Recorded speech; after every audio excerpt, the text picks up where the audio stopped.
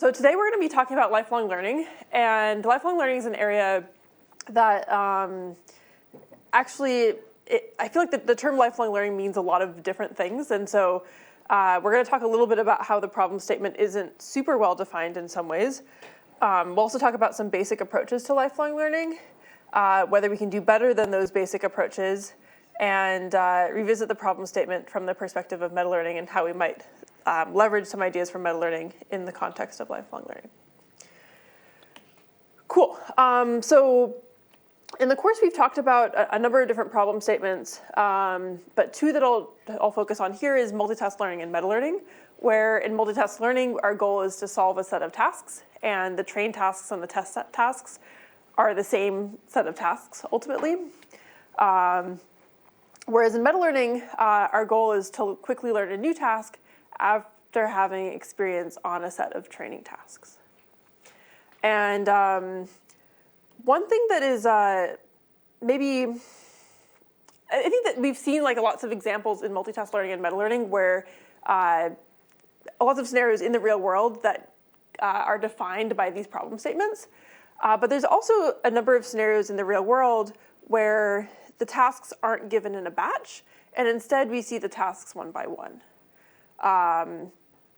And in this case, it's a little bit different of a problem setting in the sense that you aren't just given a large batch of tasks or a large batch of data from different tasks all right off the bat. And instead, you may want to be able to leverage previous experience in a more sequential fashion. So some examples of this, you might have kind of students that are learning concepts in school. They'll learn those concepts sequentially over time rather than being given all of them from a batch. Also in that sort of scenario, there might be a form of a curricula, and some of the tasks might get harder and harder, or they might build upon some of the previous tasks. An image classification system that's learning from a stream of images from different users could also fall into this setting where different users will join the platform and will start uploading images at different times. You could possibly think of kind of receiving data from a sequence of users rather than receiving data from a set of users all up front. Another example is maybe you have a robot that's trying to learn an increasingly large set of skills in different environments. It might kind of continuously kind of run into new things that it needs to learn or new environments that it needs to be able to learn in. And we don't want to be kind of restricted to the setting where we only have a batch of settings. You could also have a virtual assistant that's trying to learn how to help different users with different tasks at different point in time. And so at each point in time, you're going to be kind of a new user will arrive. They'll have a new task that you might need to perform. And you need to be able to handle that regardless of the experience that you've had before. And then lastly, you could have maybe kind of a doctor's assistant that's aiding in medical decision making. And again, you see kind of cases in a sequential manner rather than necessarily all up front.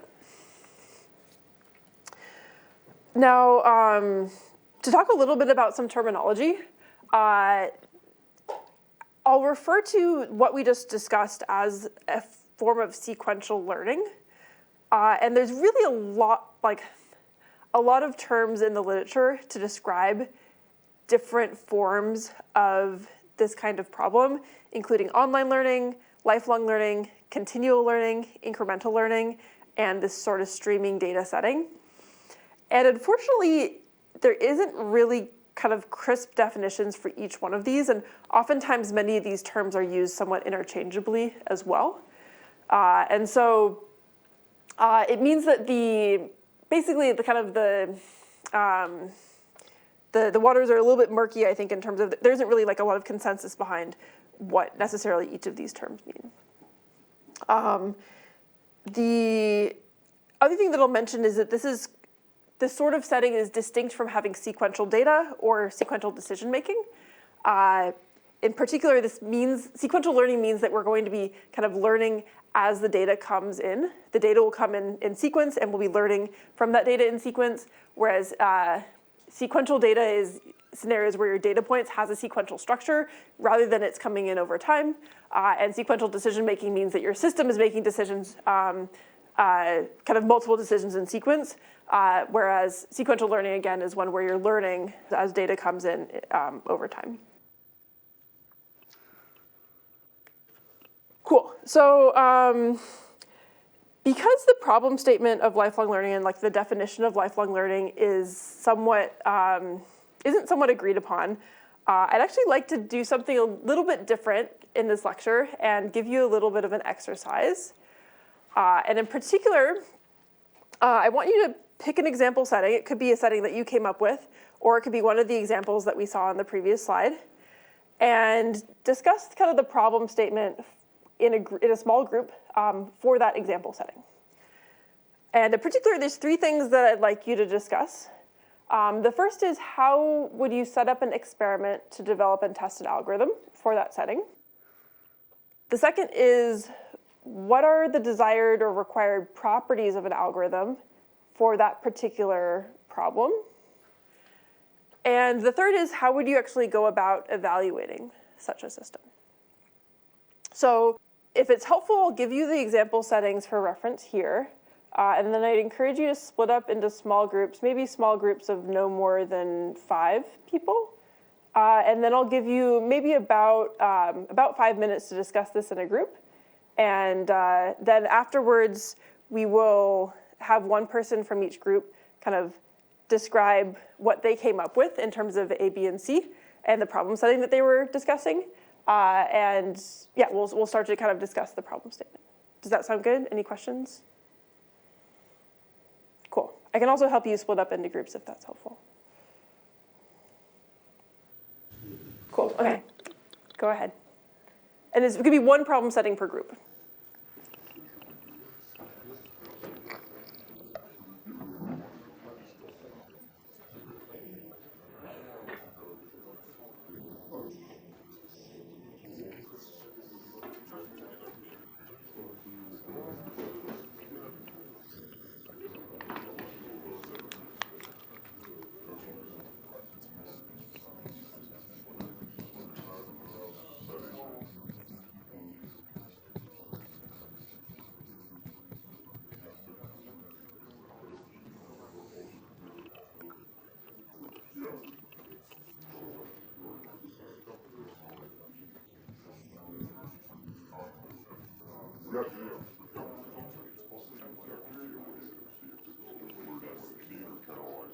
Cool. Are folks good, or do you need more time? Raise your hand if you need more time. Okay, I think you've been outvoted.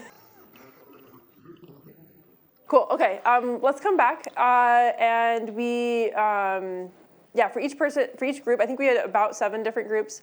If one person could kind of briefly run through what problem setting you were discussing and the desirable properties in the evaluation. So do you guys want to start? Yeah, go ahead. So our definition is based on the definition of limitation in mathematics. It's on definition. So imagine that problem setting B, and imagine that we have a distribution of users, and for each user we have a distribution of strings of images. And the desirable properties of the algorithm, there will be 2 desired properties. Firstly, the model should achieve good performance or infinitely good performance as the number of images tends to infinity. And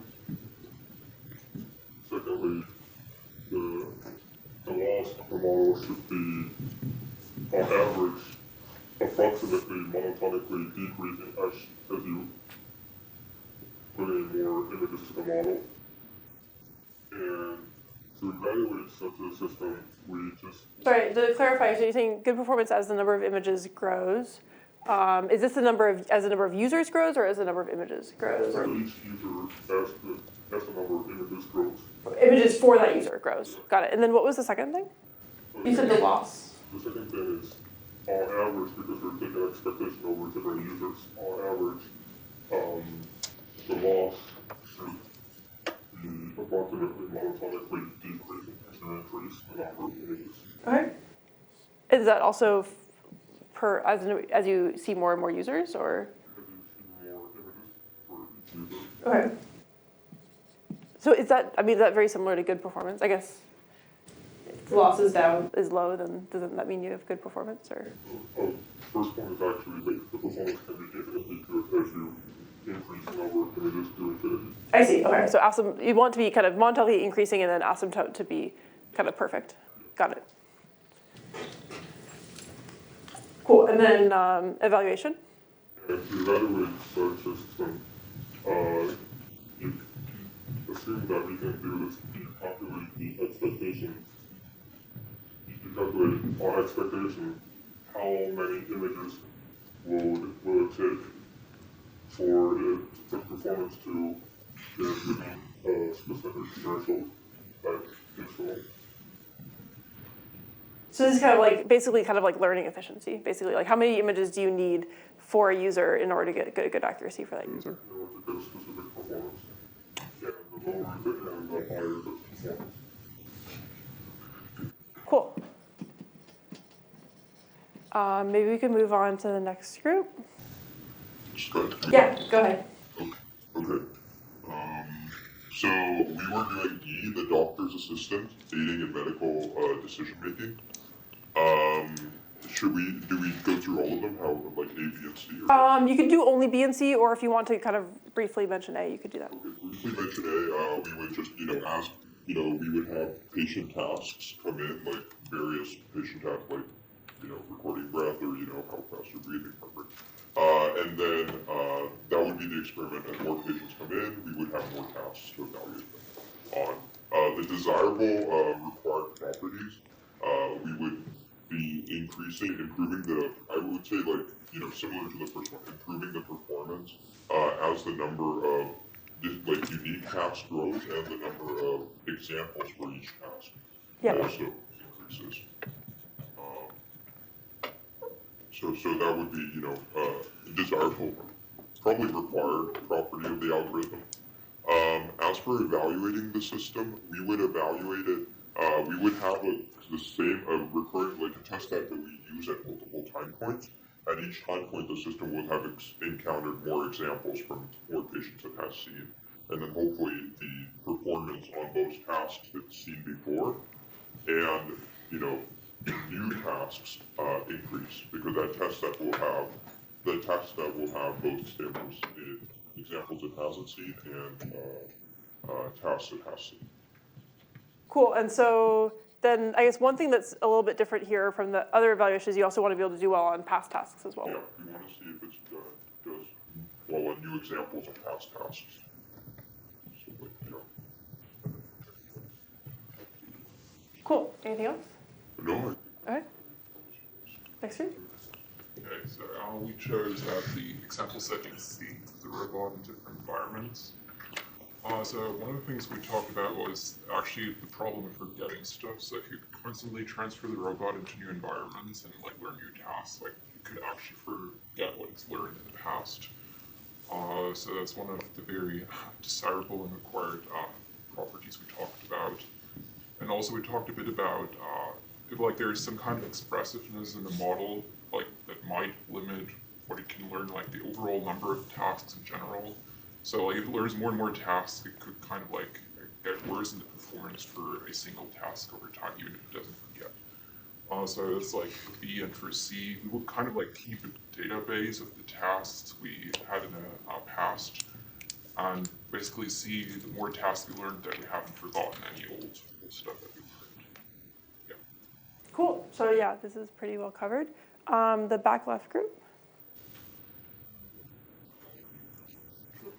So we picked the first task because that's kind of the most relatable of all the tasks. So I guess the kind of a brief overview of A would be we can basically the different factors that we're trying which will possibly affect our algorithm. We can kind of design the control versus treatment of what's performing best. And then the desirable properties that we want from this task is when we teach it, we can imagine it kind of it's an increasingly progressively getting difficult level of courses that a student is pursuing. So the things that we want the student to focus on would be increasing their knowledge breadth and depth. So with a more difficult course, the depth of the knowledge increasing and the breadth of their they can also explore other areas which are more difficult. Like something that we examples that we took from this was like starting with basic algorithms and going on to progressively more difficult algorithms. And I guess the ways to evaluate would be, yeah, like how the algorithm or like the method is performing on like tasks that are tangentially related but kind of derived from the system. So like how evaluation works in exams, for example, like testing a concept that's kind of covered in the course, but like the agent needs to develop to those patterns. So like how is the student organically learning and developing concepts to improve the breadth and depth of the subject. Got it. And so your evaluation would be like through tests or through? Yeah, kind of like we can have like a continuous evaluation, which is testing like so like on tasks that are similar to what were taught, but it's basically testing the generalizability of the concept. Yeah, that makes sense. The one thing that's I think interesting to note is that when you do kind of go towards more and more complex tasks, it may be that as you kind of have more and more tasks, your performance may not actually continue to go up. It may actually kind of stay constant or even go down because the tasks are also just getting harder and harder over time. And so that actually may be kind of a little bit different in comparison to if you have kind of tasks that are, a sequence of tasks that are more kind of IID or similar in difficulty. Cool. The group in the front? I mean, we've covered a lot of things that we talked about in our scenario.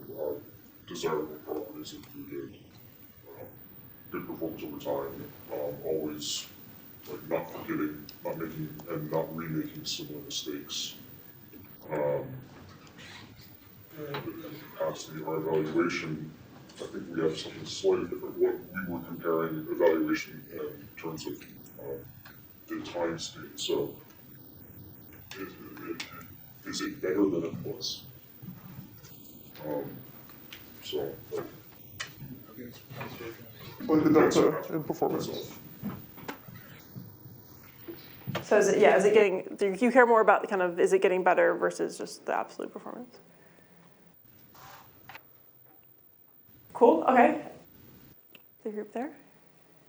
We talked mainly about the virtual assistant. And I think what's interesting about that one is different users might have different ideas of what constitutes successful help on a particular query prompt. So the system should be able to learn what that is, should be able to adapt itself to different users. And, maybe it has to, that's not so obvious always, but we talked about how you might generate data for that. And then evaluating it by looking at how successfully it's able to help many different users rather than just a few or. Yeah. So Kind of like performance on basically like kind of all of the tasks come together, yeah? For all of the people. Yeah. yeah. Cool. And then I think we have one more group which is in the back left, the back right. Okay. So we considered the robot acquiring increasing large set of skills. And the setting was that, so the final goal that we want is, for example, that we wanted to cook a meal, right? And we're training it by dealing it from simple tasks such as moving things, and we're making it more and more complex. So a desirable property is that it should be able to use the previous task to be in learning the new task. And so if we give it a more number of simple tasks before we give it the final task, then it should be able to learn the final task faster and better.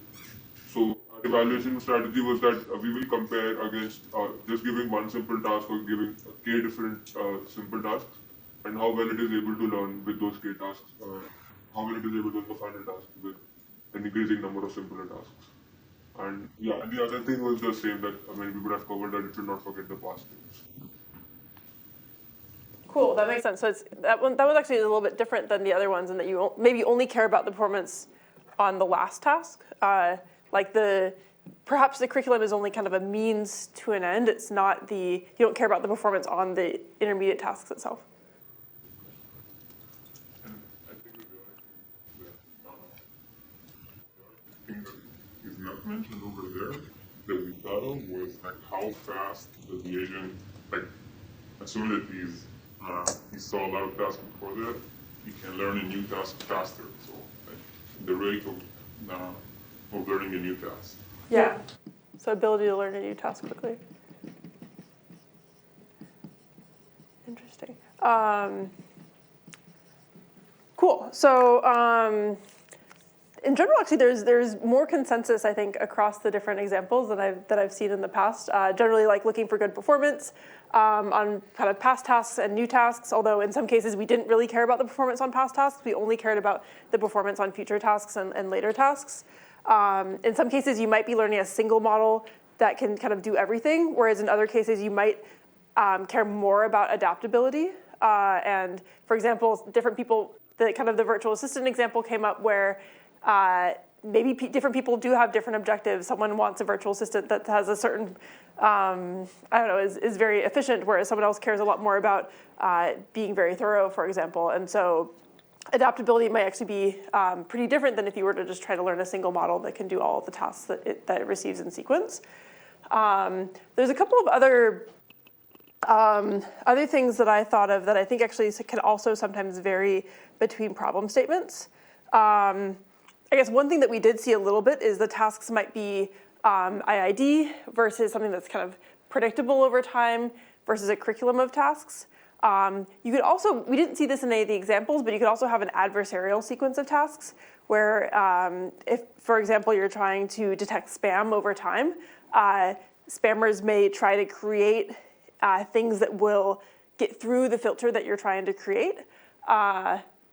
And then in that case, kind of the tasks that you see over time or the data points that you see over time may kind of be more adversarial in nature.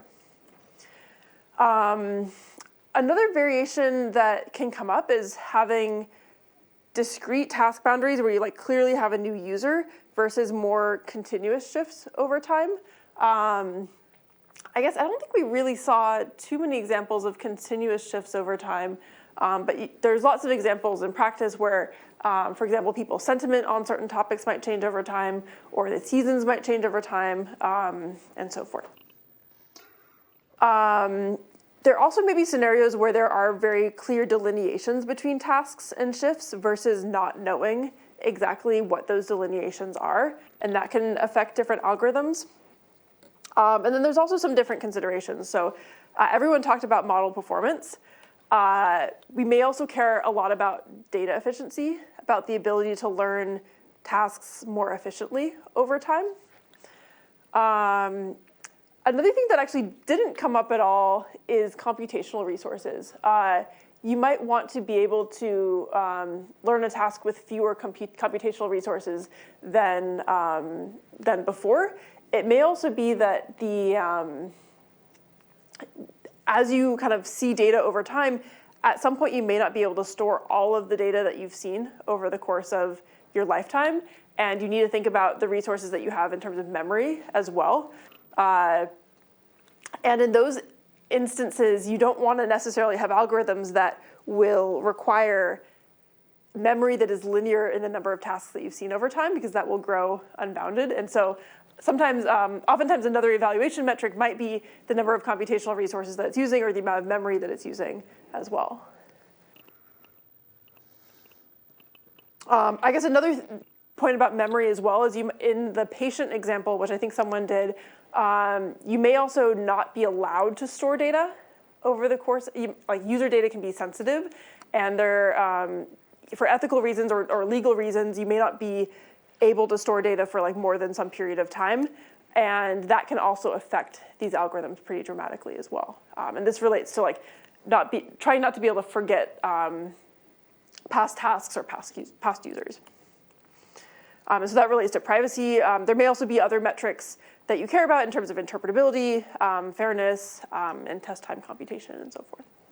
So I guess kind of part of the point of this exercise was to, I think, shed light on the fact that depending on the problem setting that you're in, you may have different considerations for what is most important for that problem setting.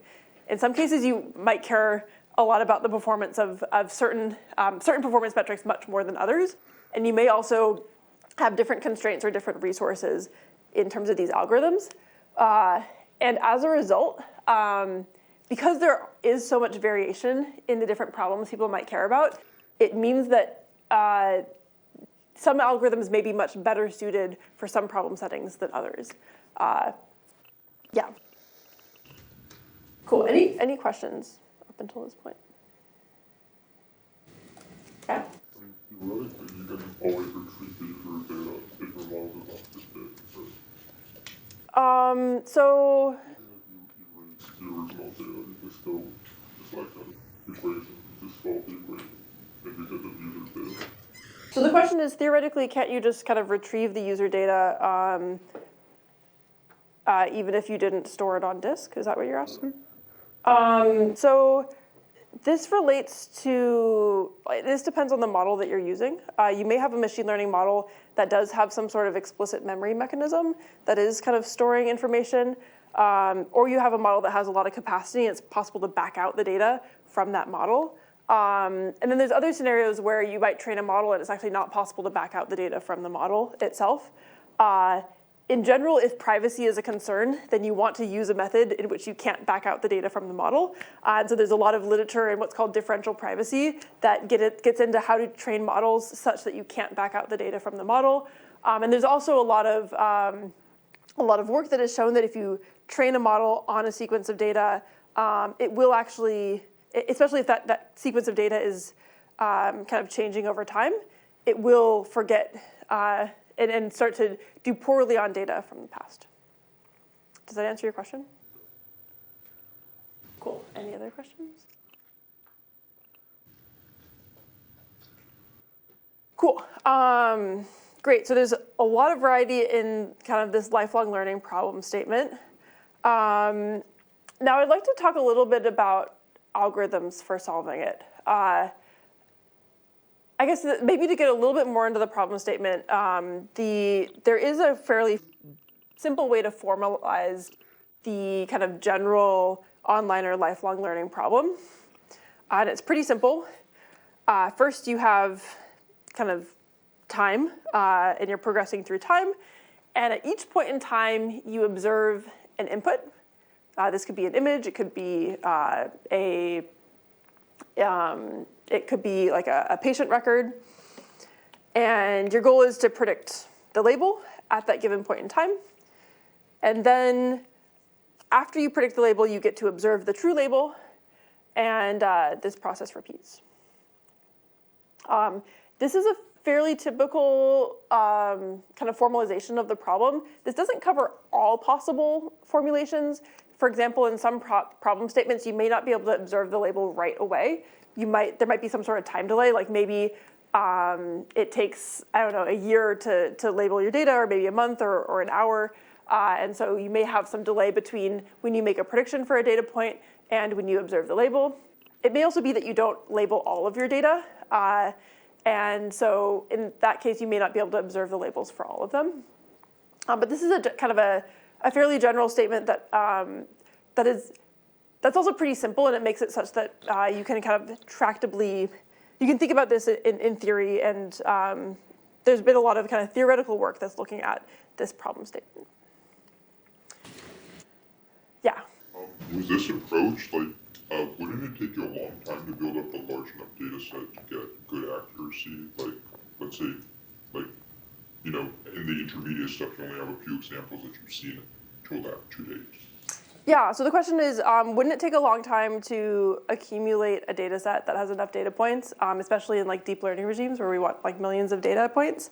Yeah, absolutely. And so you wouldn't expect in this problem setting to be able to do very well right off the bat, especially if you're looking at image classification examples. And so oftentimes in practice, you'll warm start this process with an existing data set that can help you kind of initialize your predictor rather than starting completely from scratch. Yeah. You just sort of think about this as a modified markup chain, like essentially probability are just doing input files into optimizer, and the steady state is just the model vector, just saying what the model converges to, and the hidden state is the model parameters. Yeah, so I do think it's possible to formulate this as a Markov chain, especially if it does converge. Yeah, so There's a couple different variants on this problem setting as well. So the inputs, you could have kind of an IID setting where X and Y are coming from this stationary distribution where the distributions aren't a function of time. But you could also have a setting where these distributions are changing over time as well. There's also what's typically referred to as a streaming setting, where you're not allowed to actually store your data points, and you receive a stream. And the reason why this is a setting is that you might be receiving so much data that it's just impossible to store it over over time. So, for example, if you're like streaming video, for example, and you're like a very large video platform, you may not have time to actually store all of the frames that you're receiving. So lack of memory is one reason. You could also have lack of computational resources or privacy considerations. You may not be allowed to store the data. Or you want to kind of create a service in which you are promising to the user that you don't store their data. One other reason that the streaming setting possibly could be interesting is if you're interested in kind of studying analogs to the brain. We don't have hard drives. We can't just access a hard drive like a computer does. And so there's some work that tries to understand and study how memory might work in the brain. And so in that sort of setting, oftentimes you want the model to not have any sort of external storage. It instead needs to somehow store it in its weights. Cool. This setting is true in some cases. And you may also have maybe you don't have zero memory, but you have limited memory and you can only store a tiny bit of data. There are also a lot of cases where it is actually quite practical to store a ton of data. Hard drives are getting pretty big these days, and oftentimes we can't actually store data as part of the process. Cool. So the last thing that I'll mention is we talked a little bit about task boundaries. If you are kind of seeing these data points from a sequence of tasks, then instead of just observing xt, you can also observe the task identifier that corresponds to that task. Cool. So what do you actually want from an algorithm that operates in this setting? One quantity that often comes up in the online and lifelong learning literature is this notion of what's called regret. And the way that regret is defined is you're looking at the cumulative loss of the algorithm, of the algorithm that's learning over time, minus the cumulative loss of the best learner in hindsight. And so specifically, this can be written with this equation where the regret at a given point of time corresponding to capital T will basically just say, okay, what was the loss on that your kind of algorithm achieved at each point in time, summed over time. So that's pretty simple. That's just the loss that your algorithm is getting over time. And then the second term is looking at if in hindsight, if we were able to predict pick a single set of parameters for all of those time periods, what's the best parameter vector that you could have done given all of that data, and evaluating the sum of the losses for that particular parameter vector. Yeah? For that particular, the second part, the parameter vector that you could have done across the board, is it just the latest set of parameters, at your latest task, at your current task? Is that the best one because it's seen the most data, or could it be another one? Yeah, so the question is this data just correspond to the last parameters, or could it be another one? So one important thing to note is that in general, you can't evaluate regret in practice because we don't necessarily have access to that best possible parameters, but it is pretty useful for analysis. That said, if you did want to kind of approximate this at the end of training, you could basically take all of the data that you had seen so far, train a model on all of that data, and that would give you a reasonable proxy for that second term.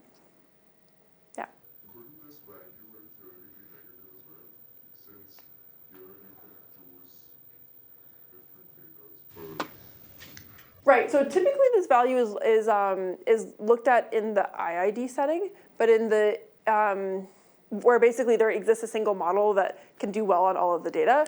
But if you were in a non-IID setting, you could actually certainly do better. You could have a negative regret because you might be able to adapt to each point in time and get a model that's better than just a single model evaluated on all the data.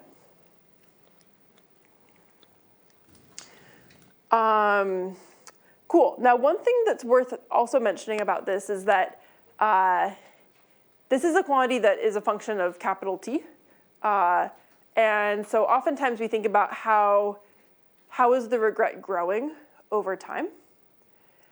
And now, one note about this is that if the regret is growing linearly with time, it's actually like fairly trivial to construct a algorithm that has linear regret.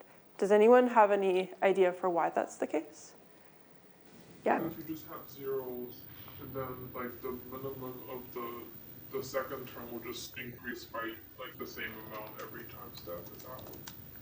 Sorry, can you repeat that? I didn't quite get it. Maybe I'm misunderstanding. No, I think you were mostly right, but I didn't fully understand it.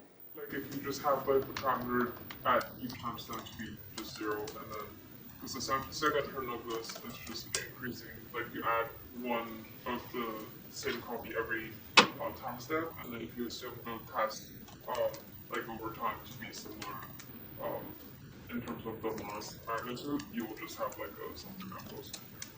Yeah, so basically if you have just like a constant set of parameters that your algorithm that is producing for theta t, then you can actually get linear regret just with that. And maybe we can kind of walk through an example to see why that might be the case.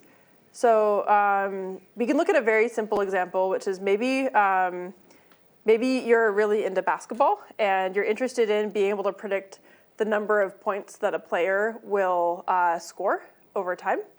And at the first point in time, you don't know much about the player. They're kind of joining for they're like kind of playing their first game. And so maybe you guess that they're gonna have 10 points, score 10 points in a game. But then it turns out that they score 30 points in that game. And then at the next point in time, in the next game, you also guess 10 because you just have your constant model. And then they actually score 28 points. And likewise, maybe the third time you see them play, you also guess 10 because you're using just a constant model, and they actually score 32 points. In this case, in hindsight, the best model, if we I guess we could first compute the first term. So the first term would be, maybe you're using kind of an absolute loss, so your loss would be 20 for the first time step, plus 18 for the second time step, plus 22 for the third time step. Whereas in hindsight, the best model in hindsight, for the first data point, it doesn't have anything, so maybe it would also have a loss of 20. But after that point, it would probably guess, the optimal thing should guess 30. The optimal thing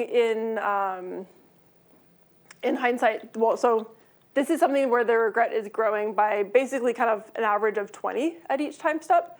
The first term is growing by 20 at each time step. The second term is the best in hindsight, and so that would get a loss that is fairly small. So at the first time step, it would guess 30. The second time step, it would guess 29, and the third time step, it would output 30 because that's the average. And so basically the second term is fairly close to 0, whereas this first term is growing by 20 at each time step. In contrast, you can do much better if instead of guessing 10 at every time step, if you guess kind of the average of the scores that it had seen previously. So at the second time step, you could guess 30, And then at the third time step, the average of 30 and 28 is 29, and so you could guess 29. And in that case, your regret is going to grow sublinearly, because then instead of being 20, 18, 22, your loss will be 20 at the first time step, and then 2 at the second time step, and then 3 at the third time step. And so if you were to plot this and looked at how this grows over time, the first one would be, if this is like grades of 20 and this is each time step, your regret would be linear. Whereas for the second one, you would first go up to here, but then it would grow much more slowly at future time steps. Cool. So I guess the takeaway here is that in terms of defining regret in these online learning settings, you basically want to try to have sublinear regret, and you want it to grow as slowly as possible over time, because that means that you're actually getting better and better at making predictions on your online learning problem.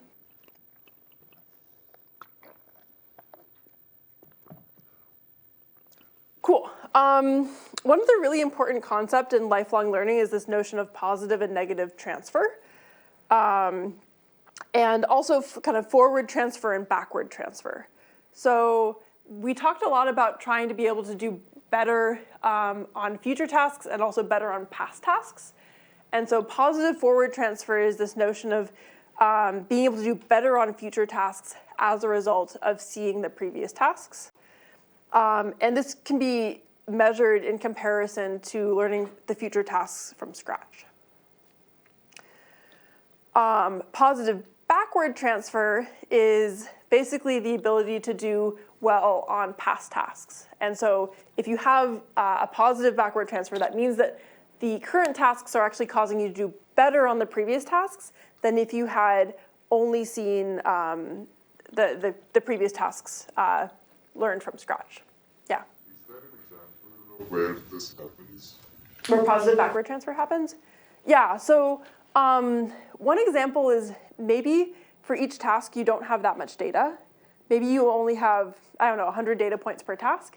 And maybe once you basically accumulate enough data from all the tasks you've seen so far, you may actually do better on the first task than if you hadn't seen all of that data. Yeah, I think that's probably one of the most common cases where you might see this. And then you could also likewise define negative forward transfer and negative backward transfer. That's where basically you're actually getting worse at future tasks or worse at previous tasks as a result of seeing the other tasks. And negative backward transfer is actually quite common, especially if you have a small amount of memory and you can't basically start forgetting those past tasks. Positive forward transfer is also fairly common because you're essentially kind of pre-training on the previous tasks rather than starting completely from scratch. Yeah. When negative backward transfer occurs, do you think it's mainly because of the limited memory thing? Or like it's impossible for there to be a model that can do well on all of the tasks? Or is it just because of something about the training order? Like if you processed the same data differently, you could get a model that did well on all of them. Right, so the question is, when you see negative backward transfer, is it caused by memory or caused by how the ordering in which the tasks were seen? Typically, people see it the most when they have very, very little memory and they just kind of train on all the data, basically train on the data as it comes and don't actually continue to train on the old data. That's really the most common instance of negative backward transfer. That said, you can also have both negative forward and negative backward transfer if your model just doesn't have enough capacity. And so if you're trying to train on a lot of tasks with a really small capacity model, that can lead to worse performance than if you were to train only on that task from scratch. And in that case, you could actually see negative transfer both in the forward direction and in the backward direction. Yeah. Is this taxonomy that is it common that previous tasks cause you to converge faster, but converge to a higher loss. So your first question is the taxonomy that clean? I do think that these are pretty cleanly defined. I think that you can kind of write down equations for each of these. Your second question was, can you repeat your second part of the question? The problem that previous tasks cause you to converge faster, but converge to a higher loss. Right, I see. So this is often measured in terms of like final performance on the task, but you're right in that there may be there's more than one criteria that you care about. You may care about learning efficiency, you may care about final performance, and you may actually get better efficiency but worse final performance. And so it's important, you can basically measure both of these in terms of performance and in terms of efficiency. It kind of depends on what your performance metric is. And so if your metric is like the number of images it takes to get a certain level of performance, then you can measure these in terms of that metric. You could also measure each of these in terms of the final performance as well. And so you basically just need to define the metric you care about, and then these terms make sense in the context of a certain metric. And actually, if we have time at the end of the lecture, we'll show kind of some experiments where we're measuring both learning efficiency and final performance, because oftentimes you do care about both. Cool. So let's get into some kind of basic approaches. And really there's two very simple approaches, which are probably the things that all of you could come up with if you were to try to approach one of these problems. The first approach is to store all the data you've seen so far and train on it. And so in particular, the kind of up until time t, you have, at time t, you have all of the data that's basically the union of the kind of all the data points that you've seen. Whoops. Maybe I'll use capital T for this. So at time t, the union from kind of t equals 1 to t. And you just kind of train a model that, this is the data up until that time step. And then you just train a model that tries to minimize your loss function on that data. And you train this model at every single time step. Of course, if you were to train a model from scratch on the data set at every time step, that would be very expensive. And so typically you'll warm start this model with the model trained at the previous time step, and you won't necessarily train this all the way to convergence. This is referred to often as the follow the leader algorithm, and it generally achieves very strong performance. It can be computationally intensive, but if you warm start, that can help with the amount of compute that you need. So if you're basically just continuously fine-tuning on the data you've seen so far, that can help. It can also be memory intensive because you need to store all the data that you've seen so far. And for some applications, this is a deal breaker. For some applications, this is completely fine. Cool. And then the second approach is simply at every time step to take a gradient step on the data point that you observe. And so what this means is instead of actually storing all of this data, basically at time t, you will just update your model by evaluating it on the data that you received at that particular point in time. And so this would correspond to just looking at the data at that period of time and taking a gradient step on that. You can also take a couple gradient steps if you think your model needs it. This is basically just stochastic gradient descent. It's computationally very cheap. It also doesn't require any memory beyond the memory of one data point and your parameters. It is subject to negative backward transfer because it might forget some of the data points that it saw before. Oftentimes when we run SGD, we need multiple epochs, multiple passes over the data. and this is not really being given multiple passes over the data. This is often referred to as forgetting, sometimes referred to as catastrophic forgetting, although I think that's a little bit dramatic in some cases. It can also be somewhat slow to learn as well, because you're, especially if you only take one gradient step. And if you take multiple gradient steps, then you might kind of overfit to the current data point that you are seeing. Any questions about these two approaches? Yeah. In stochastic gradient descent, we generally randomize a sample, so we have like good convergence probabilities. But like, can we say the same thing in this case, like when we're getting the data in an online fashion? Yeah, so if you're in the IID setting, this is not too bad.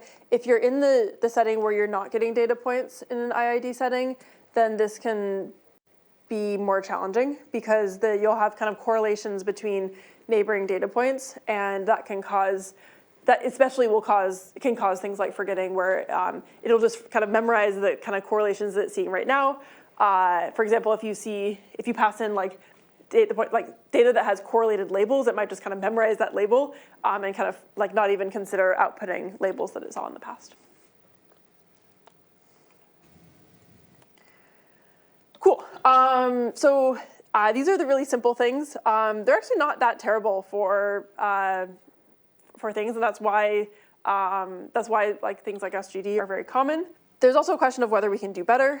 Before we talk about whether we can do better, we can look at just applying one of these very simple algorithms in a robotics scenario. And we talked a little bit about warm starting, and so in this case, we're going to warm start it on a pretty large data set of robot grasping. It corresponded to 580,000 grasp attempts collected across 7 robots. This model was able to achieve an 86% grasp success rate on objects that look like this. But then if you gave it objects that were a little bit different, like these glass bottles, the performance dropped significantly. And so the way that this will work is it'll be very similar to the first algorithm that we saw, where we want to continuously fine tune on the data. And it's going to use a Q-learning algorithm to do this. It's not too important, the specifics of the RL approach, but basically it takes the initial data, it kind of trains an initial model on that data, and then uses that to initialize a Q function, or initialize the neural network model, and it adapts on a mix of the original data and the data in the new scenario, like with the glass bottles. And even just fine-tuning does quite well in this scenario. So if you just do pre-training and then fine-tuning to one scenario, you could increase the success rate from 32 to 63% in this harsh lighting condition, from 49% to 66% with transparent bottles, and kind of so on and so forth for these different scenarios. But this is just fine-tuning. What about kind of a lifelong learning setting? So we can basically take this same sort of approach and apply it in this sequential learning scenario, where for each new condition that the robot encounters, it will basically initialize the neural network with the parameters from the kind of previous time step or the previous task. And then it will be fine-tuned on a mix of the data from the current scenario and the original pre-training data set. And if you do this, you can get performance that also looks quite good. And so it's able to kind of continuously fine-tune on each new scenario that it experiences, and is able to get much better performance than if you just took the model trained on the first data set. One thing that you might notice is that these numbers are actually monotonically increasing. I think that kind of happened by chance. There is no reason to necessarily expect it to get better and better as you continuously fine-tune. It may be that, for example, the last task is maybe a little bit easier, or it could be that it just benefited from having more gradient steps for some reason, or something like that. Now, this is a scenario where we're kind of keeping around data from the initial data set, and so as a result, I would expect the models here to be able to still kind of transfer well to the original environment. That said, if you kind of didn't assume that you had all that memory, then it probably would still forget in that scenario. And so what I'd like to talk about in kind of this next section is whether we can design an algorithm that uses only a very small amount of memory in order to kind of avoid that sort of negative backward transfer. So the case study here will be this this idea of kind of having an episodic memory. And we're going to assume that we can store a very small amount of data per task in memory. And then when making updates for new tasks, we're going to try to ensure that those updates don't unlearn the previous tasks. So the first step is easy. The second step is a little bit more difficult. That's kind of the meat of the algorithm. And so we're going to assume that we're learning some predictor that takes as input the example and the task ID and predicts the label. And then we'll assume that we have some memory for each task. This memory might have as few as like 5 examples, for example. And then at each time step, we're going to minimize the loss of our predictor on the data from that time step for that task. But the key part is that we're going to add this constraint, which is that we don't want the predictor at the new predictor that we're optimizing over on task K to be worse than the predictor from the previous time step. And we're going to try to apply this constraint for all of our previous tasks, not just our current task.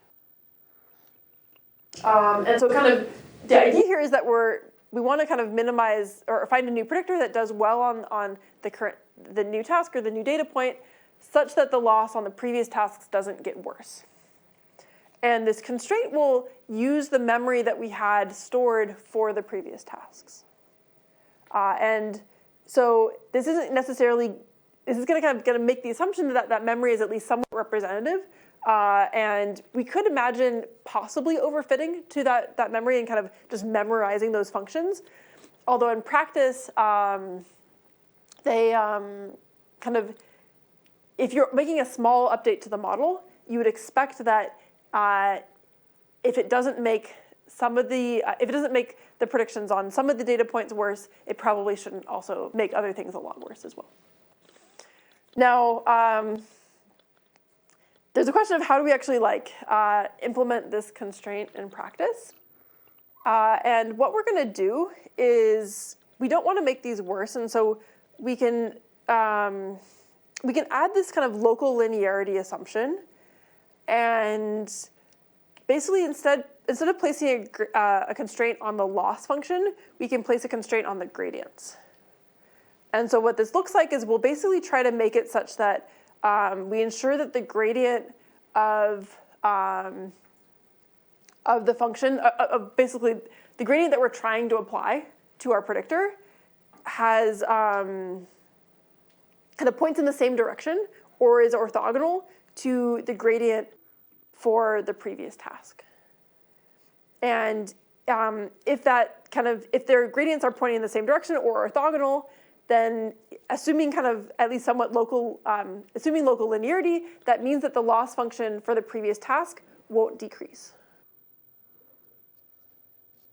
And so if they're orthogonal, we would expect the loss function to stay the same. If they're actually pointing in the same direction, or at least somewhat in the same direction, then you may actually get positive backward transfer, where actually you might actually improve on the previous tasks.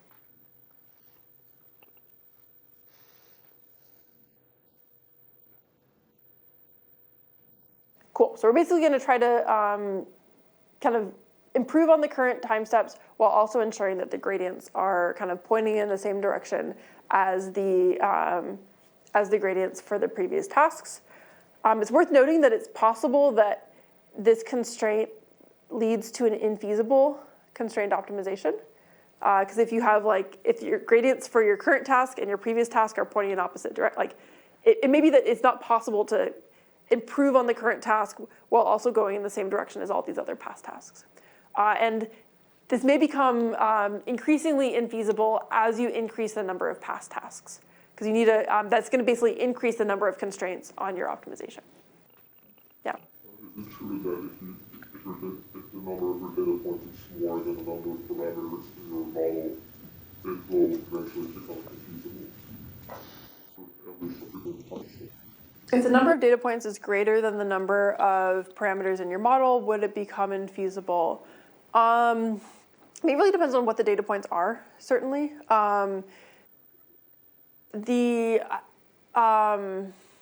In general, yes, although in this case, we're actually looking at this kind of averaged across the data points within a task, and so it's really if the number of tasks is above the number of parameters. And in practice, we usually have a very large number of parameters and a very, not necessarily a small number of tasks, but a number of tasks is far less than the number of parameters. Yeah. This local linearity assumption, like it doesn't necessarily have the guarantee, right, that the constraints will be maintained on like the main constraint that we have. It doesn't guarantee that, right? Exactly. You're asking if we don't have local linearity, then this doesn't imply this? Yeah, like in practice, this doesn't exactly guarantee the above like constraint, right? So if you are locally linear, then this, I believe, should imply this right here.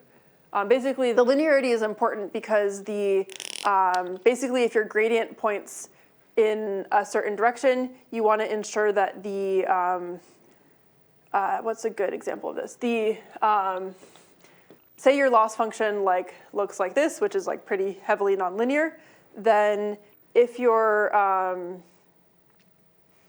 gradient right here is kind of saying that it's okay to basically go right because then you'll have a smaller loss function, and you take too big of a step, then you'll actually end up, like if you go right and you take too big of a step, you might actually end up here.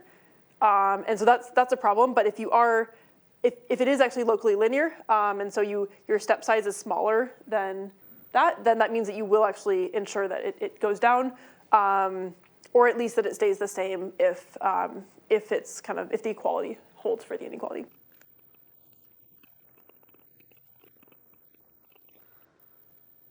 Cool. And you can formulate this as a quadratic program and solve it once you evaluate the gradients. Cool. So they evaluated this approach on a few different experiments. They looked at 3 different lifelong learning problems. The one is a sequence of MNIST classification tasks, so digit classification, where each task has a different permutation of the pixels in the image. The second task is different rotations of MNIST digits, and the third task is a CFAR 100 image classification task, where each task is introducing 5 new image classes. BWT is short for backward transfer, FWT is short for forward transfer, and their total memory size that they assumed that they had available was 5,012 examples. Cool. So in the left plot, we can see that the method that we just discussed is called GEM, or gradient episodic memory. We see that the average accuracy is similar to or higher than kind of training a single model, training independent neural networks for each task from scratch, and some of these other prior methods. We can also see that some of these prior methods have negative backward transfer, meaning that they forget the previous tasks, whereas this approach is actually able to get a small amount of positive transfer. And then we also see that there's very little forward transfer. And then the right plot is actually evaluating the accuracy on task 1 after you train on each additional task. And so we see that this approach is able to kind of maintain a pretty high performance on task 1, whereas these other methods, the performance starts to drop as you see more and more tasks. We can similarly look at plots for the second problem, which is these different MNIST rotation tasks. And again, we see as kind of a somewhat similar trend. One thing that's different here is we actually see a lot more forward transfer, and that's probably expected because it's probably pretty difficult to there isn't a lot shared between different permutations of the pixels, whereas if you're rotating these images, there's a lot more that might be shared across the different tasks. And then for CFAR100, it's also somewhat of a similar story. It's a little bit kind of noisier in terms of the performance, but it's also able to get less negative backward transfer and a higher accuracy than some of these other methods. The last thing that I'll point out here is kind of if we take a step back and think about these problems, like kind of these MNIST problems and so forth. In practice, we can store all of MNIST on a hard drive or even in RAM in most cases, and so these tasks are certainly kind of somewhat synthetic. And so one general thing to keep in mind when working on lifelong learning is trying to make sure that kind of the experimental domains that you're looking at are ones that are reflective of real-world problems that you ultimately care about. Cool. And then one other thing that I'll mention that I think is kind of cool, we don't have time to talk about it in this lecture, but you can actually use meta-learning to kind of acquire a learning procedure, an online learning procedure that can avoid forgetting. And so there's a couple of works that have looked into this topic and fairly successfully kind of developed kind of update rules that don't have backward transfer. And so if you're interested in learning more about that, you can take a look at these references. Great. And then in the last 6 minutes, I'd like to talk about a slightly different variation on the online learning formulation. So, so far we kind of looked at a formulation where we're basically evaluated on a sequence of data points as we receive it. And this problem setting can make a lot of sense in certain scenarios, especially if you have like a stream of data. But if you do actually have different tasks, it doesn't necessarily, this formulation may not necessarily make full sense from the standpoint of the evaluation, because when you see a new task, you're actually going to be also evaluating its zero-shot performance. And it may actually be very difficult to perform well zero-shot on a completely new task. And in some cases, kind of more realistically, you might be given a small amount of data for each new task that you're looking at. And so the picture might look something more like this, where you are actually kind of learning each task and then being evaluated on that task, rather than being evaluated on that task right from the start. And kind of what we might hope for in a setting like this would be something where the first task we're learning pretty slowly, and as we see more and more tasks, we're able to learn more and more quickly over time. Basically, the thing that differs in terms of the evaluation is instead of measuring performance on every single data point that you see, you could evaluate the performance only after seeing a small amount of data for each new task. And this is really primarily a difference in the evaluation and rather than the stream of data. And so in particular, kind of what this looks like is for each task that you see over time, you observe a small data set for that task. You use some update procedure like gradient descent or something else to produce parameters for that task. And then you observe a data point. You're asked to make a prediction on that data point, and then you observe the label. And so these last 3 steps are identical to the standard online learning setting. The thing that's different is you're kind of given like this kind of initial period to try to actually learn the task with a small amount of data. And in this setting, you can actually kind of create the analog of regret from the online learning setting in this kind of online meta-learning scenario, where it's exactly the same as before, except instead of looking at the loss of the predictor first gets to apply this update procedure, which could be one step of gradient descent, which could be something else, applied to the training data set before it's actually evaluated on each task. And again, the goal here would be to try to get kind of sublinear regret rather than linear regret.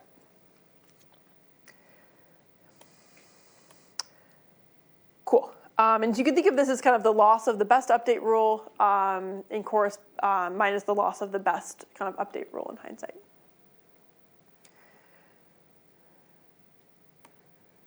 Cool. We can apply meta-learning algorithms to this kind of setting. And you can basically take the same follow the leader algorithm, and instead of follow the leader, you could have something like follow the meta leader, where you store all the data you've seen so far, you meta train on that data that you've seen so far, and then you apply the update procedure that you've meta learned on the current task, and kind of repeat that process. And you can basically also, similar to follow the leader, you can kind of warm start your meta parameters with the meta parameters from the previous time step.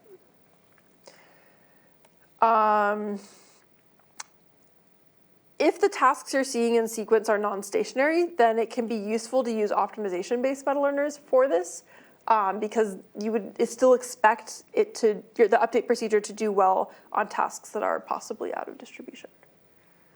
So that's also something to keep in mind in this setting. We're running out of time, so I think I'll probably more or less skip this, but kind of the takeaway here is that if you kind of measure the learning efficiency and the learning proficiency, like so how fast it's learning and how, the error or the performance it has as you increase the task index, you see that in general, these algorithms are all able to kind of decrease the number of examples they need and decrease the error as they see more and more tasks. But if you use a meta-learning algorithm versus some of these other algorithms, it's actually able to actually kind of better learn more efficiently over time, and also do better and better over time. And this kind of suggests that some of the kind of meta-learning things that we've learned in this course are actually kind of quite well suited for this sort of online learning setting. Cool. So the takeaways from the lecture is, first, there's lots of different flavors of lifelong learning. Unfortunately, a lot of the work out there puts them under this same name. And so that means that if you look up a paper on lifelong learning, it might end up being a very different problem setting than a different paper that studies lifelong learning. Defining the problem statement is often one of the hardest parts of this. And so hopefully the exercise at the beginning got you thinking a little bit about how you might define problem statements for different problems.